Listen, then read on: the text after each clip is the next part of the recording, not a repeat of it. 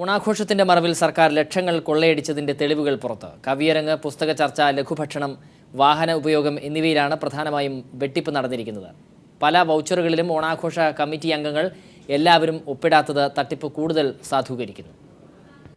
സർക്കാർ ഓണാഘോഷത്തിന്റെ മറവിൽ ലക്ഷങ്ങളുടെ വെട്ടിപ്പ് നടത്തിയതിന്റെ തെളിവുകളാണ് പുറത്തു വന്നിരിക്കുന്നത്. വിനോദസഞ്ചാര വകുപ്പിന്റെ ആധികാരികമായ അറിയിപ്പ് പ്രകാരം 2015 സെപ്റ്റംബർ 26 മുതൽ 30 വരെ VGT ഹാളിൽ കവി സമ്മേളനവും നാടകവും മാത്രമാണ് പറഞ്ഞിരുന്നത്. എന്നാൽ അതിൽ നിന്നും വ്യത്യസ്തമായി പുസ്തക ചർച്ച, കഥയരങ്ങ് എന്നിവ നടത്തി പങ്കെടുത്തവർക്ക് പാരിതോഷികം വരെ നൽകി.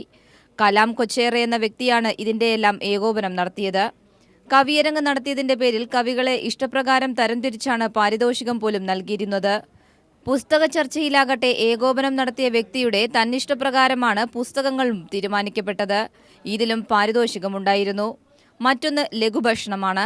ചായ, വട, വാഴയ്ക്കാപ്പം, ലഡു, അണ്ടിപ്പരിപ്പ്, ബിസ്ക്കറ്റ്, മിനറൽ വാട്ടർ എന്നിവയ്ക്കായി 5500 രൂപയാണ് ചെലവായത്. എന്നാൽ ഇതൊന്നും ഉണ്ടായിരുന്നില്ല എന്നുള്ളതാണ് വാസ്തവം.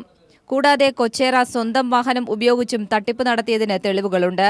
പല ഇനങ്ങളിലും കമ്മിറ്റി അംഗങ്ങളിൽപ്പെട്ട എല്ലാവരിൽ നിന്നും വൗച്ചറുകളിൽ ഒപ്പ് രേഖപ്പെടുത്താത്തതും വെട്ടിപ്പ് കൂടുതൽ സാധൂകരിക്കുന്നു. 2014ലെയും 15ലെയും ഓണാഘോഷത്തിന്റെ കണക്കുകളാണ് ഇപ്പോൾ വിവരാവകാശ നിയമപ്രകാരം പുറത്തുവന്നിരിക്കുന്നത്.